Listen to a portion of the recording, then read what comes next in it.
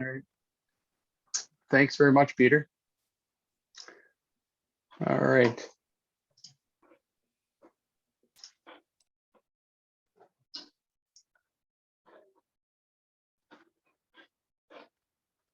So you should be able to see my screen there now. Not yet. Oh, Right there. Yeah, we're good. There we go. Excellent. All right. So thanks for giving the opportunity to speak on a big project. We spent a lot of time over the last few years collecting data, and to try and pack it into a 45-minute morning session here. We'll do our best. I did, Peter, with your permission, I will speak to the automated color sorter a little bit, just because I think it helps build the picture as to why to take the quality in the field in the first place. So, absolutely. Yep. Great. Okay, great. All right. So Peter did a great job of setting up the stage for the presentation that I'm delivering now. But I just want to show some of the layers, and Peter's alluded to these layers, but I want to emphasize how important it is to see the layers and how everybody has to be thinking on the same page about fruit quality and berry quality. And so the main players, of course, in the wild blueberry fresh market, we've got growers, okay, do an excellent job growing the fruit. We've got the fresh pack processors, right?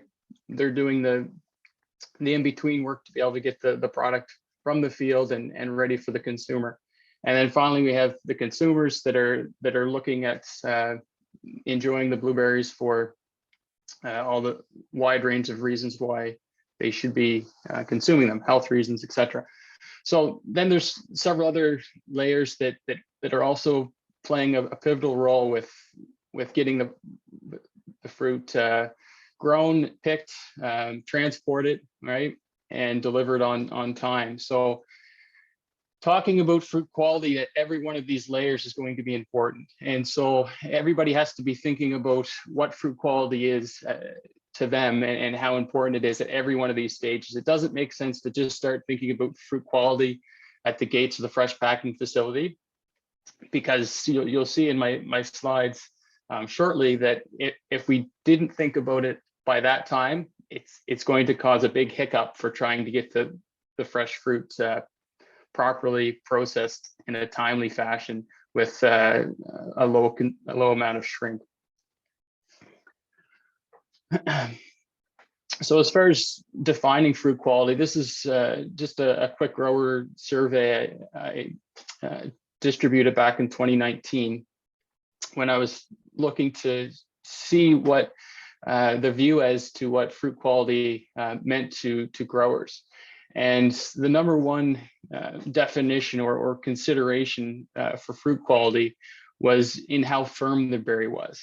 And so if the berry's firm, then a consumer looks at that as being a high quality fruit. If it's soft or bruised or has a cut or split on it, then not so much. And there's other components as well: clean, dry, the appearance, color. These are all considerations that help to go towards what the high quality fruit we want to see is. And so those two top considerations are some of the work that we've focused on in the last couple of years in the field, rather than just at the processing facility where that would have to be dealt with. So everybody agrees. There's no doubt about the importance of fruit quality. There's no doubt about that. 100% of participants seen that as being an important thing to consider. So if we look at how fruit quality can be reduced, right? We want to maintain that high quality of fruit that's on the vine. We want to maintain that all the way to the consumer. And so these are some of the factors that may deteriorate fruit quality. And the top two, weather and harvesting, is really where Aitazaz and I focused the research on the last couple of years on, was looking at how weather affects berry quality, fruit firmness, and the harvesting practice, and what factors contributed to reducing that quality. And there's a list of other ones that you can see here. Of course, overfilling boxes, time to the processing facility, things like that. They all have a role to play with maintaining your fruit quality as well. But it's really the top two that is going to be focused on with today's discussion. So there's two main projects that we're focused on with berry quality that Aitazaz and I worked on. And the first, and Peter alluded to it, it was the evaluation of some mechanized equipment to be able to help with automation on the fresh processing line. And that really helps us understand the requirements at the processing stage for quality and what the input berries needed to look like. And then the last 2 years has been focused on how can we get the quality of fruit that we need at those fresh packing lines? How can we get that fruit in a form in the box that's going to be acceptable so that we have a minimum amount of shrink?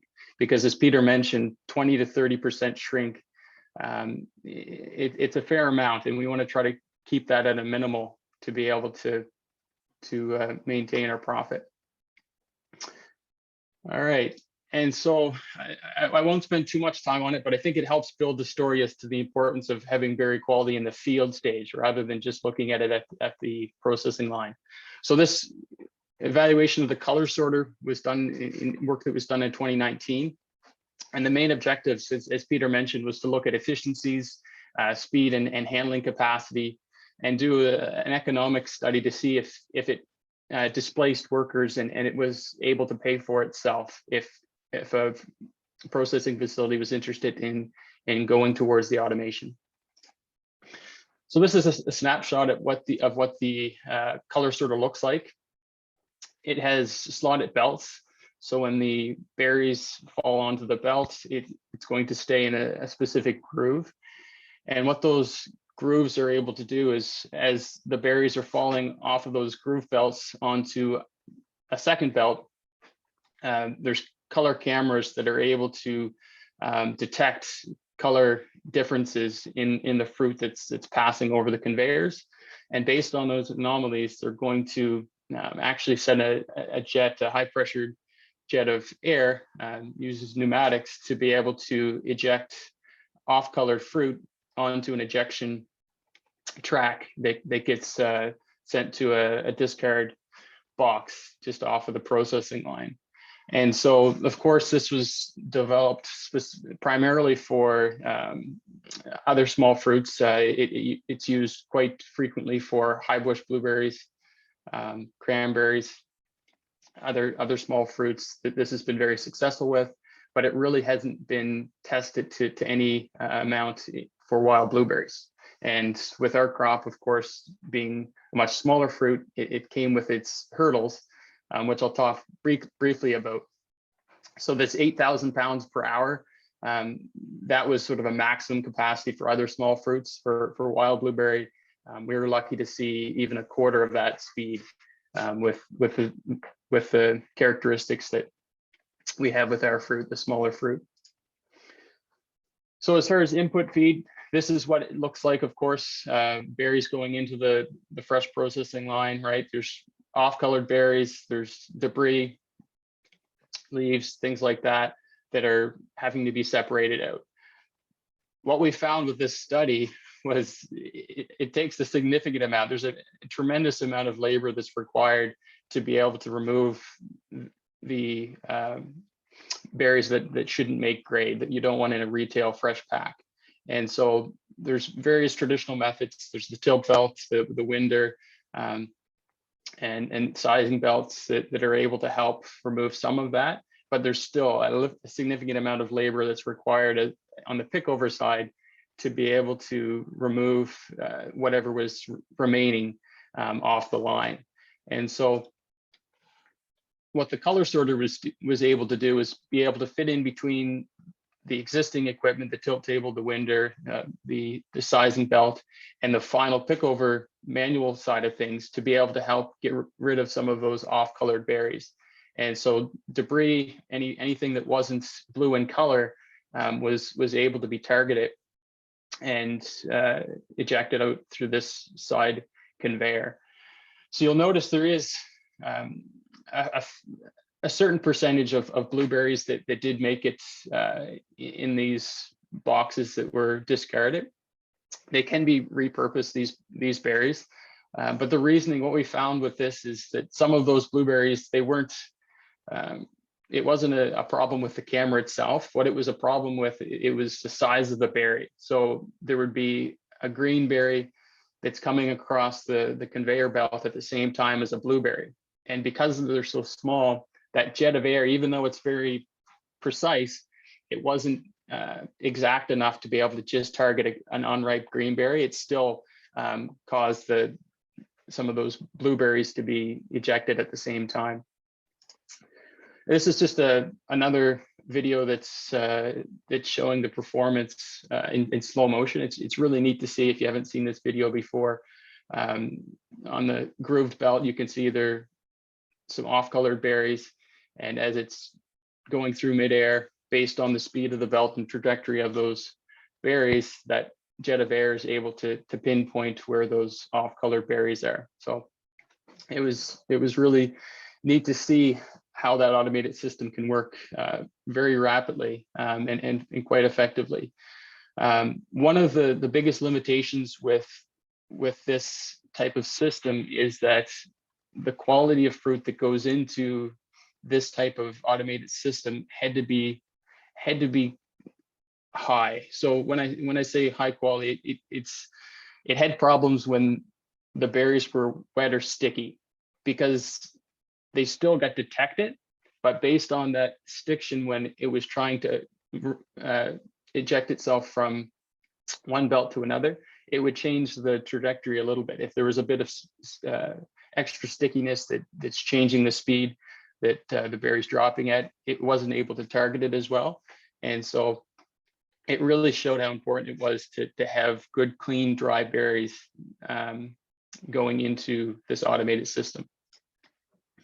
So I won't go into the details. There's a lot of information on here, but really what I wanted to show here is that there is a certain amount of shrink that takes place between berries that are going into the processing facility and the berries that make grade.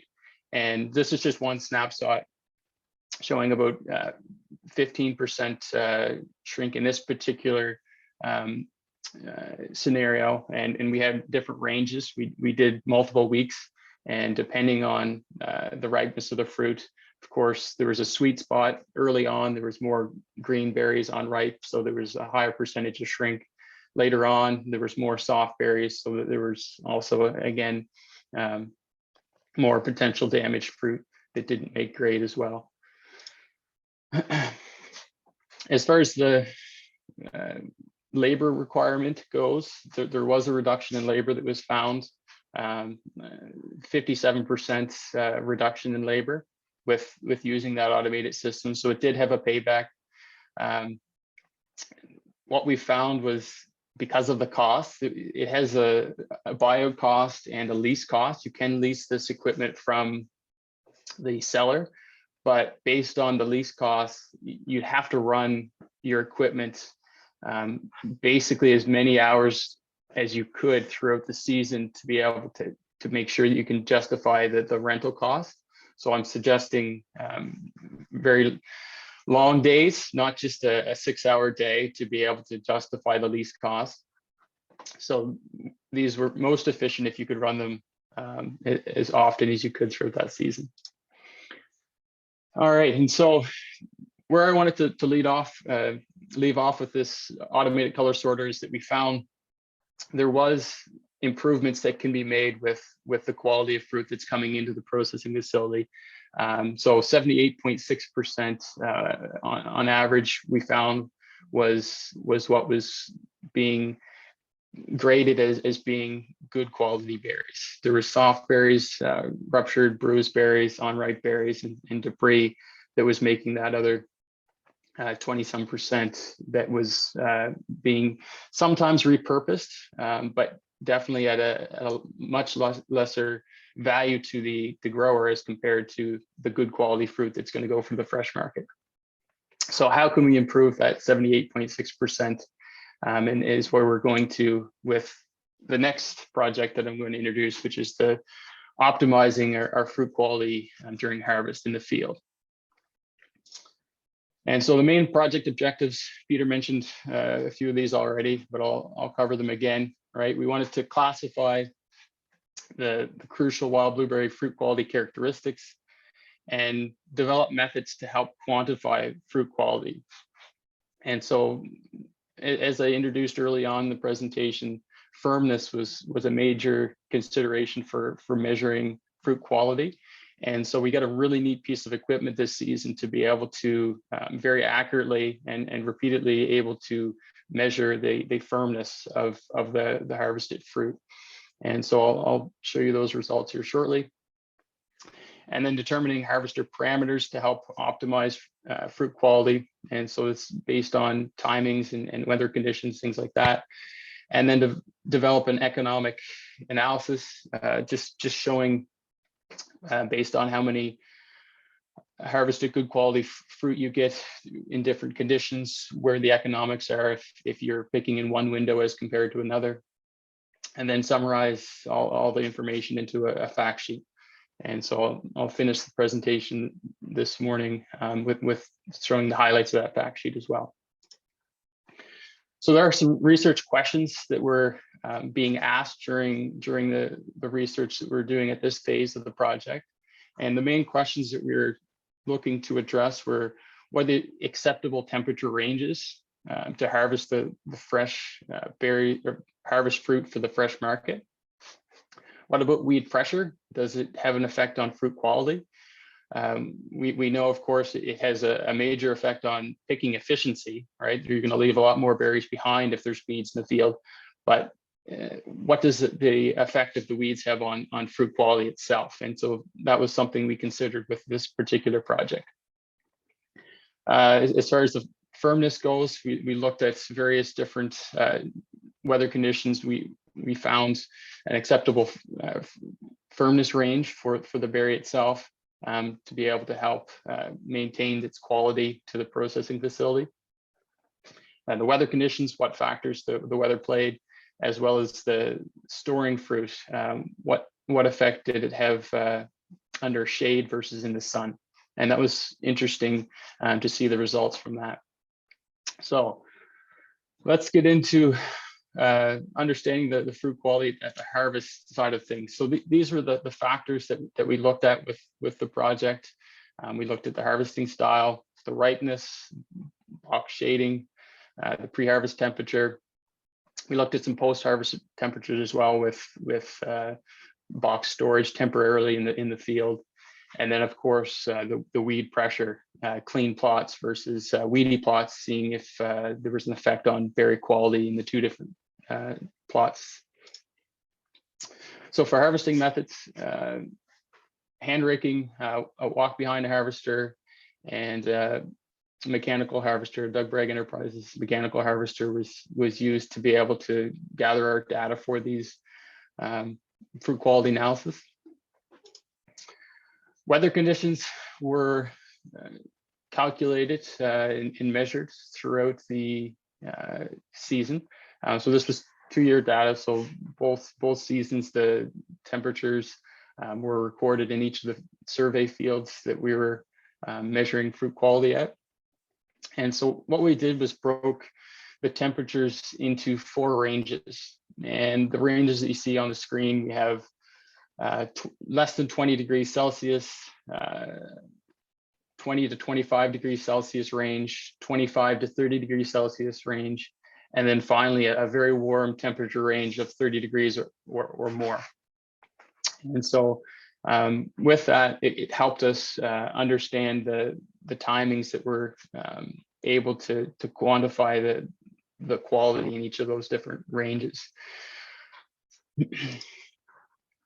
And so these are the 4 different ranges and the number of replications. This data is just for the data that was collected during year 2. And we were looking to get a fair number of replications due to the variability. As we know, it's a wild crop. There's several clones, and they each have their own plant characteristics that causes the variability. So we did have to take a large number of data sets to be able to make definitive decisions on quality parameters based on the harvesting techniques and things. So these are the number of replications across the 4 temperature ranges in both clean plots. And then, as I mentioned, we did want to consider harvesting in weedy plots to see what that looked like for berry quality. As far as plot setup and data collection goes, we had 5-meter long plots where we were using one of the different harvesting techniques, walk behind harvester, tractor mounted mechanical harvester, or a hand rake in each of those 5-meter long plots. Soil moisture was measured at each of the plots using a TDR moisture probe. It's just metal prongs that would stick in the ground and give a moisture reading that was able to be quantified for each of the plots. Plant density, as Peter mentioned earlier on, if you have very tall plants, very dense foliage, and there's a chance that the fruit quality could be affected because of that characteristic. So we looked at plant density in each of the plots and then looked at the plant height to be able to quantify what each of the plots looked like in terms of the plant characteristics. In terms of the solar radiation, we used an Acupar LP80, which is able to measure the amount of solar radiation that's getting to the sensor. So we measured the canopy, the below canopy solar radiation value in each of the plots in 3 locations within each plot, and then averaged those together.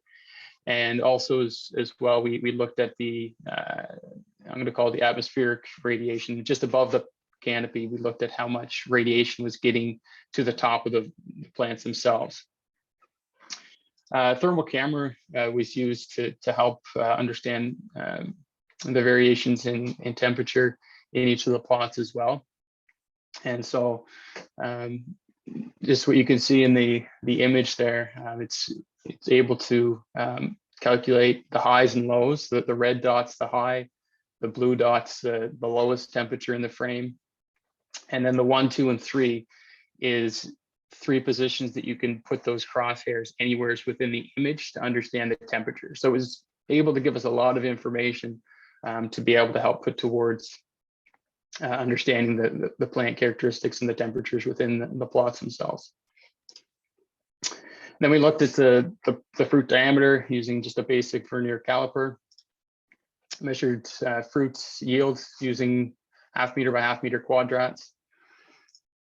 And then we looked at measuring the fruit firmness. And this was a really neat piece of equipment that had been unexplored for the wild blueberry industry in terms of measuring fruit firmness. It was developed a few years back to be able to understand the firmness of other small fruits. So primarily it was developed for cherry, but it's also been very successful for measuring fruit of high bush as well.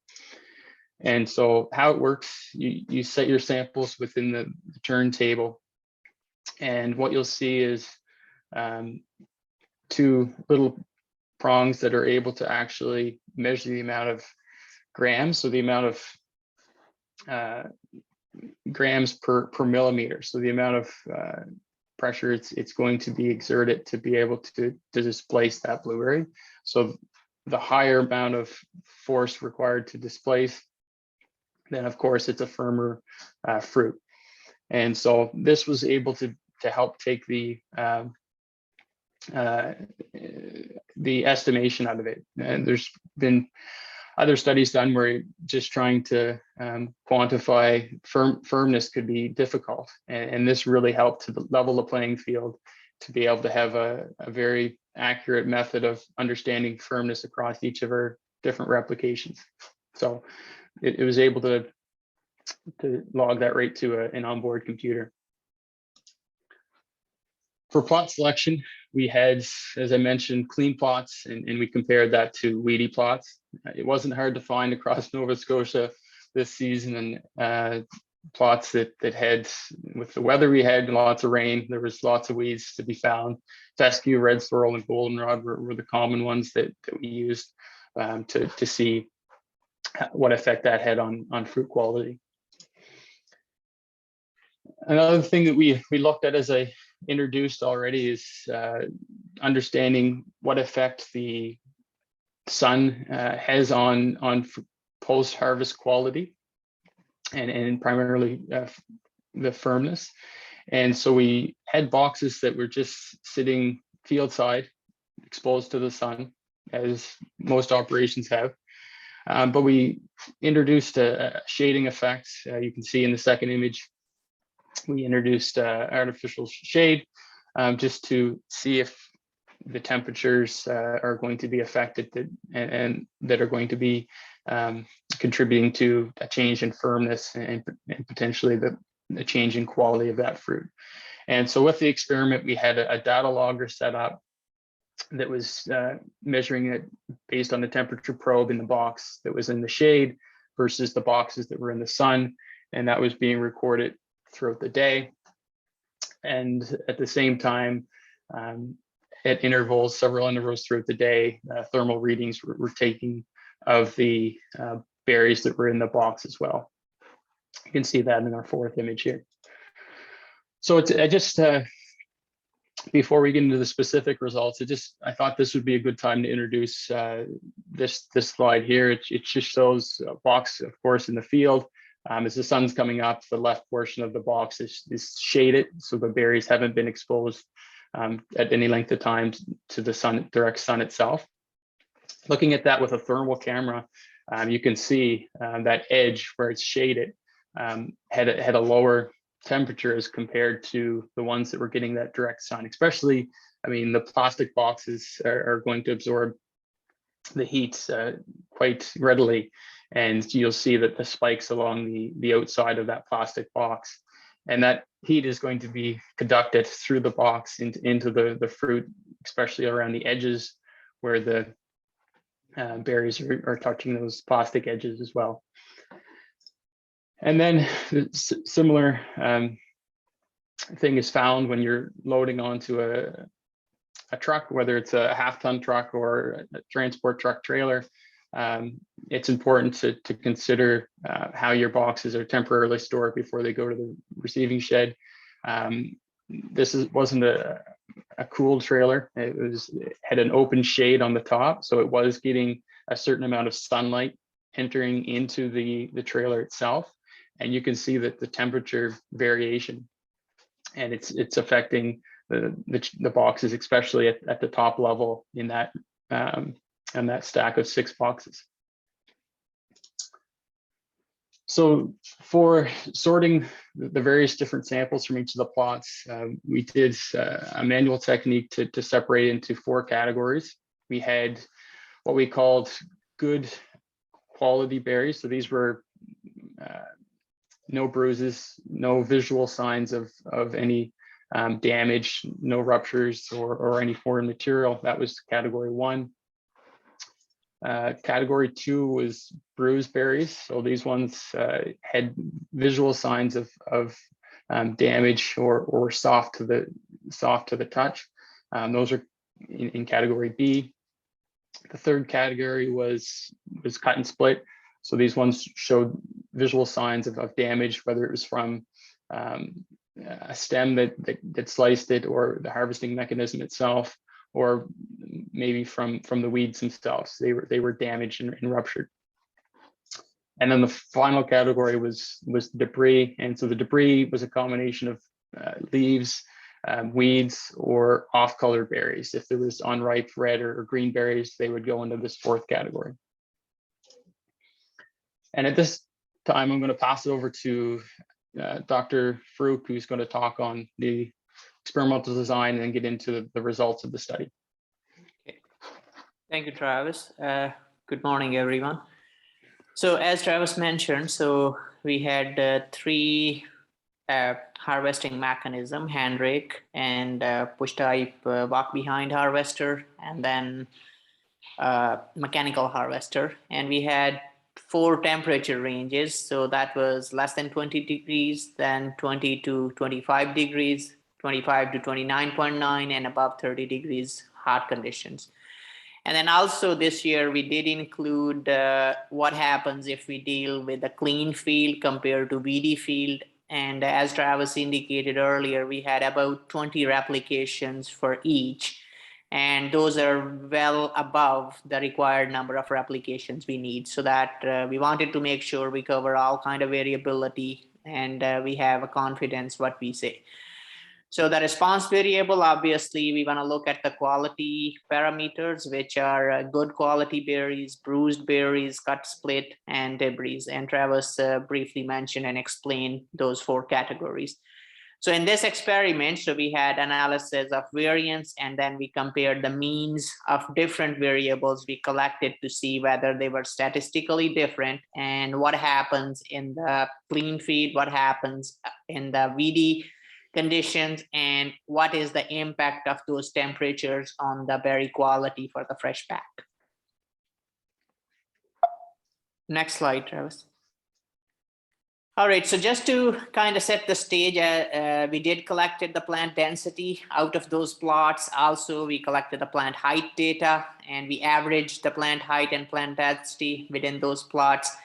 And on this slide, TH1 represents the temperature, which is less than 20 degrees, and TH2 represents 21 to 25, and then 25.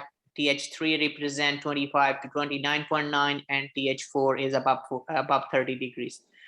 So when we had the clean plots and VD plots, we compared the plant height and density. As you can see on this graph, plant density and plant height were non-significantly different for those treatments. Okay, next slide.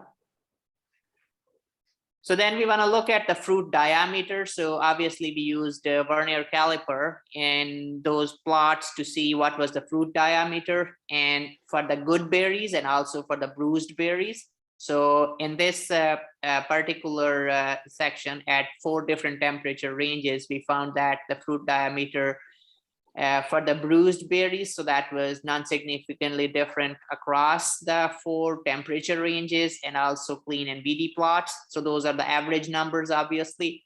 And then also for the good berries, we found non-significant differences in the fruit diameter. Next slide. So here is some interesting impact of the temperature. We collected the ambient air temperature. Also, we had the thermal gun to collect the temperature for the leaf surface, for the soil surface, and also for the fruit surface. An idea of this was how these temperature ranges have an impact on the surface, and then how they translate into the quality parameter. So if you look at the lower temperature range, which is TH1, so at less than 20 degrees, and we found a linear trend. As the temperature increases, the ambient air temperature goes high, the leaf surface temperature goes high, and then also the soil surface temperature goes high. And we found that above 30 degrees, we found the highest ambient air temperature, highest leaf surface temperature, fruit surface temperature, and soil surface temperature, which was as predicted that it will be a linear trend as we go along the temperature ranges. Next slide. So as Travis mentioned, we also collected the soil moisture using TDR probes and the synthesis rate using a sensor. So if we look at the soil moisture was in the morning, soil moisture was a little bit higher. And then when we hit the temperature of above 30 degrees, so the soil temperature dropped down to the soil moisture dropped significantly different because the air dried up the moisture and it was bit dry soil conditions. And above canopy synthesis rate, so that was which is this blue dot. So we found that synthesis rate, photosynthesis rate was lower when the temperature was lower, and this was mostly the early morning conditions around 9-ish, 9:30, that kind of time slot. And then as the day goes on and temperature rises, the photosynthesis above canopy, so that was higher. And then when we do that below, so which was hidden underneath the canopy, we found non-significantly different for the most part. Next slide, Travis. All right, so looking at the fruit quality components. So as we discussed, so we had 4 categories, which were the good quality berries, bruised berries, cut and split, and debris. So what we found that in the temperature range, when the temperature was less than 20 degrees, which is temperature range 1, so we were able to achieve about 82% of the good quality berries. And this was for Handbraking. And I will explain one by one what were the percentages for the other. And if you look at the, then for the second temperature range, it dropped slightly, but non-significantly different from the first one. And thirdly, it dropped quite a bit, which is about 7% lower, and that was non-significantly different. But as we hit the highest temperature, which is the temperature range 4, we found that the good quality berries were about 62%. And now let's look at the in the morning, in the temperature range less than 20 degrees, we found that the bruised berries were less, and also the cut and split were found to be less. Debris were non-significantly different across all the treatments. And then highest amount of cut and split and bruised berries were observed in the highest temperature range, where we got the lowest good quality berries. Next slide. So the similar situation and trend was observed for the walk behind harvester. So based on the numbers, we were able to attain about 77% of the good quality berries at the temperature range 1. And this dropped as the temperature goes high, and we were able to attain about 56% of the good quality berries when the temperature was above 30 degrees Celsius, which was really hot conditions. And we found there were more cut and split, there were more bruised berries, and debris were non-significantly different across all the treatments. So this is how the things look like for the walk behind harvester. So the trend was similar to the Handbrake. Next slide. So for the mechanical harvester, so again at the lowest temperature range, which was less than 20 degrees, so we were able to, the results showed that we were able to attain about 80% of the good quality berries. And in this particular treatment, we found that the cut and split bruised berries were lower. Then for the second temperature range, as the temperature goes high and touches like 23, 25 range, so that the good quality berries dropped a bit. And then it also dropped again for the third temperature range, and it was found to be the lowest, which is around 60% for the highest temperature range. And again, in this category, what we found is that cut and split were significantly higher compared to other treatments, and also the bruised berries were found to be higher. The debris were consistent, are found to be non-significantly different across all these treatments. Next slide. So now this was as I explained earlier, so we had VD conditions and we also had the clean conditions. So throughout the day, we collected the data in the VD plots and also the clean plots, just to kind of see what happens to the quality and how much is the good quality berry which we can get. So in the clean plot, where there was a very little or no interference of the weeds, so we were able to achieve about 78% of the good quality berries. And then compared to where the weeds were, so that was significantly lower, about 7% lower compared to the clean plot. So the good berries, and in the VD plot, what we found that bruised berries, they were significantly higher compared to the clean plots. Also, if we look at the cut and split, they were found to be higher in the VD plot compared to the clean plot, and debris were non-significantly different. So this kind of gives us an indication that if we have the weed interference while we are harvesting, so we can have more cut and split, we can have more bruising on the berries compared to the clean plots. Next slide. So the previous slide was for handraking. For on the same plot, we had the walk behind. So the trend was found to be similar. So we got about 73% of the good quality berries, and about 60% in the clean plots, and about 60% in the BD plots. And you can clearly see here that the bruised berries, cut and split and the debris were significantly higher here in the VD plot. Okay, and they were quite low in the clean plot compared to the VD plot. So again, this gives us, like with a walk behind harvester, if we are dealing or having weed interference, and we had several type of weed which we tried to capture, so we can have a big impact on the berry quality, and we can have significantly higher bruised berries and cut and split berries, which can deteriorate the quality. Next slide.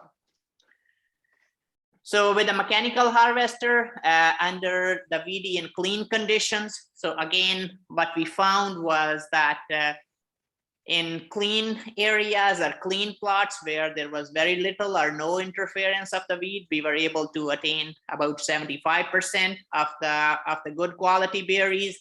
There were still some cut and split, and also there were some bruised berries. But when we compare that with the VD plots, so the VD plot was significant. The good quality berries in the VD plots were significantly lower compared to the clean plots. And what we found that in VD plots, we had higher number of the bruised berries. We also had higher for the cut and split, and debris were non-significantly different for both the treatments. Next slide. So now just to do a little bit of, then we combined all the data when the conditions were clear sky, or it was there were no cloud and there were no shade or anything like that. So what happens then? So when, and the idea was just to kind of see when we are dealing with the clear conditions and high temperature ranges and compiling all the data, what happens. So in sunny conditions, what we found that we, with the hand raking, we were able to attain about 71% of the good quality berries, compared to the cloudy conditions when the temperatures were a little bit lower and there were good harvesting conditions, dry but cloudy, and we were able to achieve about 82% of the good quality berries, which was significantly higher compared to the clear sky when the temperature was high. So, and when we look at the bruising and cut and split, they were higher under sunny conditions compared to the cloudy condition. Next slide. So for the walk behind harvester, just to evaluate the impact of those temperature ranges and weather conditions, so similar results were observed. So we were under sunny conditions. By combining all the data which we collected in the sun, so we were able to achieve about 63% of the berries. And then in terms of the cloudy conditions, when the temperatures was adequate and also it was cooler and little bit drier, so we were able to achieve about 74% of the good quality berries.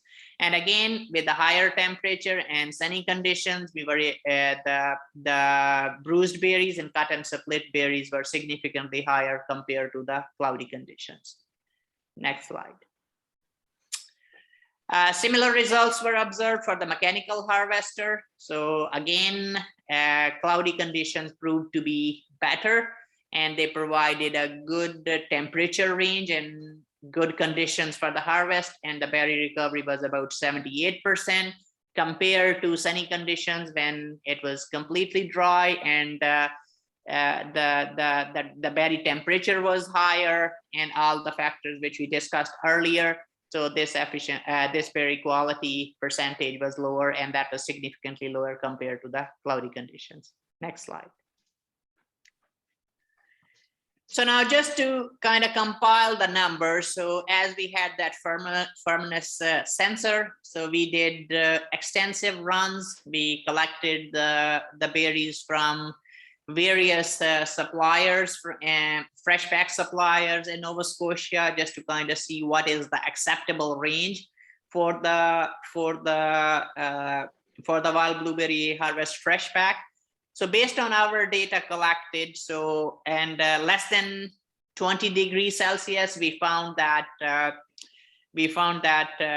our firmness number ranged from 160 and 156 and 153. So those are average numbers for three different harvesting mechanisms. With the temperature change, it dropped a little bit and came to in 30s. And then based on extensive analysis of the firmness data, what we found that from 134 to 160 for the hand rake, 131 to 156, so that was the range, and then 128 to 153. So those were the ranges what we found were acceptable in those conditions.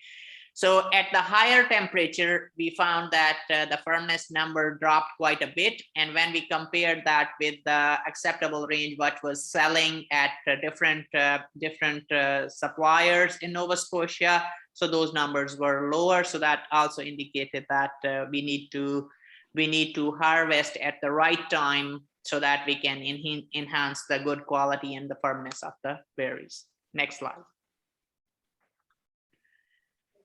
So this is an interesting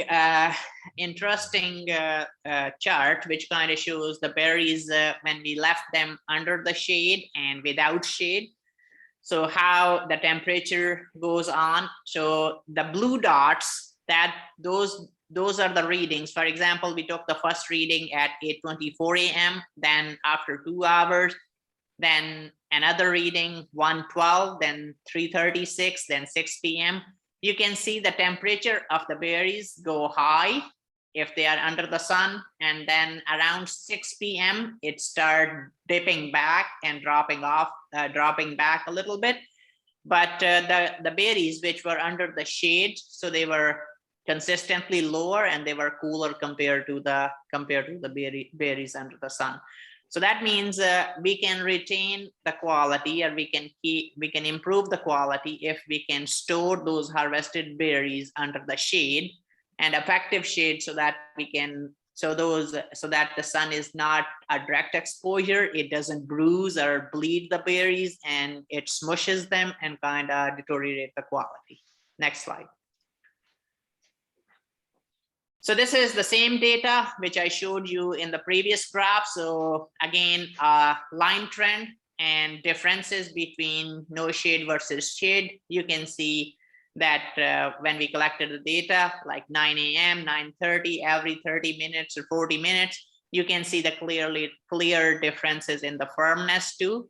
That the firmness at the start, it was similar, and then it started dropping off, like with the no shade, and with the shade when we collected the berries. And so you can see pretty much majority of the berries under the shade, because obviously they were collected randomly. On an average, they were acceptable based on our calculation. But the berries which were under the sun and there was no shade, you can see the firmness consistently dropped, and it was touching even below 50.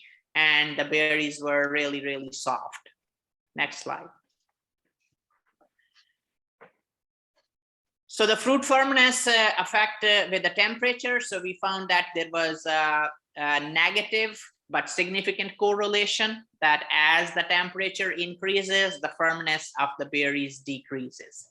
So that also we observed with the data, that when the temperature increases, so the firmness go down and the berries become more soft, because that's what, when we plotted all the data, so there was a negative trend, and you can see that that negative trend clearly indicate that the firmness drops as the temperature increases. So what this tells us, that is, if we are if we are above 30 degrees and we are harvesting, berries are already soft, and any mechanical interaction and harvesting can cause the cut and split, can bruise them, and can deteriorate the quality. So the timing of the harvest and the temperature at which we harvest is very important to improve the berry quality for the fresh market. Next slide.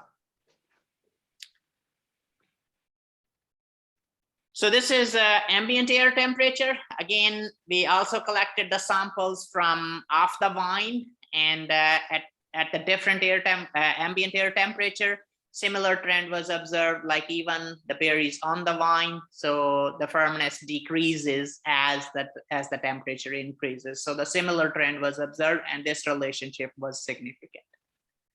Next slide. So this was, again, when we logged that data with the temperature sensor. So this shows the berries without the shade, the red dots, and the red cross, a little star that shows the ambient air temperature. And then the shaded berries are these green triangles. So you can clearly see when we started off or put that bin, they were together, they were pretty close in terms of the temperature. But as the day goes on and the temperature increases, so the berries which were without the shade, they were basically touching about 40 degrees here.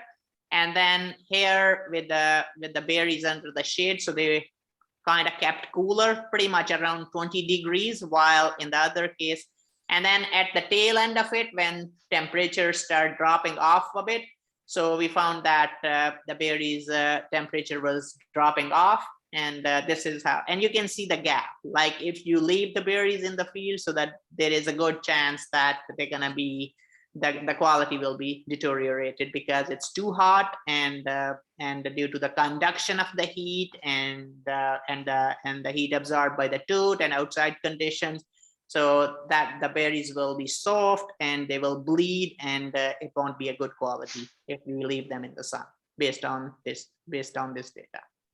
Next slide. So this is the temperature range, the variation of temperature during the month of August. And we downloaded that from Dibert, Nova Scotia weather station. And from 9 a.m. to 7 p.m., you can see the fluctuation and variation of the weather across 9 a.m. to 7 p.m. So this is the most of the time when the harvesting takes place. And you can see the ideally, so the temperature, which is the red line, is sort of more like an optimal line based on this variation. And that's where, and you can see the variation. We were touching, there is above 30 degrees, close to 30 degrees, then it was dipping off, and less than 20 degrees. So there was huge variation, which we tried to cover for this experiment. Next slide. Okay, so in terms of the economic value, so by crunching all the numbers, if we have 4 temperature ranges, less than 20, then 21 to 24, 25, then 25.1 to 29, and above 30 degrees. So, and we try to account for all the variation in the yield. We had the plots in the low yielding areas, medium yielding areas, high yielding areas, so that we can capture all kind of variation within the field. So if we are going to the second temperature range, so we're gonna lose 8.6% in terms of the dollar value, because that is the quality compromise if we're gonna do that. And then compared to the temperature 1. And then if we go to the third temperature range, which is 25 to 29 degrees, and we keep harvesting. So based on the numbers, the economics of it is that we're gonna lose 13.5% based on the quality parameters, and which is significantly lower compared to the less than 20 degrees temperature range, where we can optimize and increase the recovery of the good quality berries. And then if we keep harvesting and we go above 30 degrees Celsius, and the chances are on the good quality berries, we're going to lose 28.8% in terms of the quality parameters. So based on these economic values, so you can see that the timing of the harvest, when to harvest, and what temperature to harvest, that is very crucial for the fresh market. That it's not a good idea to ignore the fact that it is hot and you keep harvesting for the fresh market. So this is what it dictates. Next slide.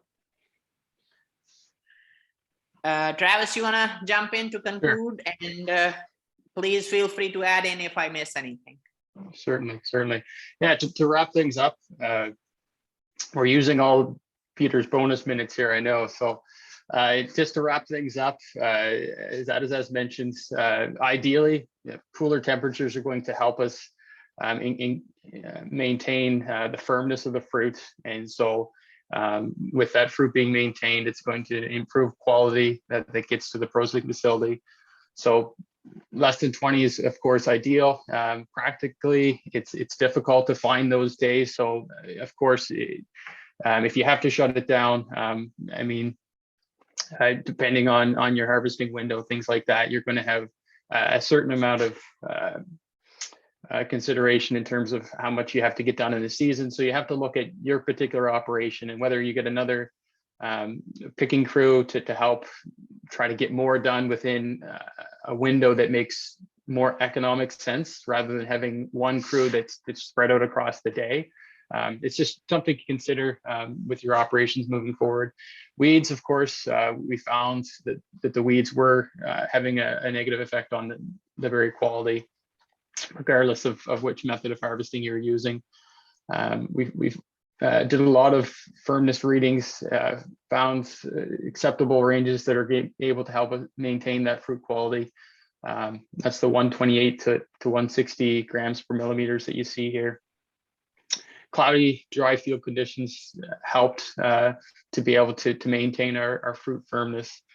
And then if it's not exactly perfectly clear how we can have artificial shade in the field, but just keep it in mind. If there's a tree line that's able to have boxes sitting beside it, they're going to shade the berries for a portion of the day. Or if you've got even parking certain implements in the field, maybe you've got a tall trailer with sidewalls that are going to cause some shading. If you can stack your boxes beside that and in the afternoon stack it to the other side, it can really help to minimize the fruit quality deterioration. So to summarize, we put together it's showing here as 2 slides, but it's actually a 4-page summary of the results over the last 2 seasons. So it's much of what you've already seen in the presentation this morning, spread over 4 pages. And I'm sure this is going to be made available for anybody that's interested to see the final summary, all in a couple pages. And that brings us to the end.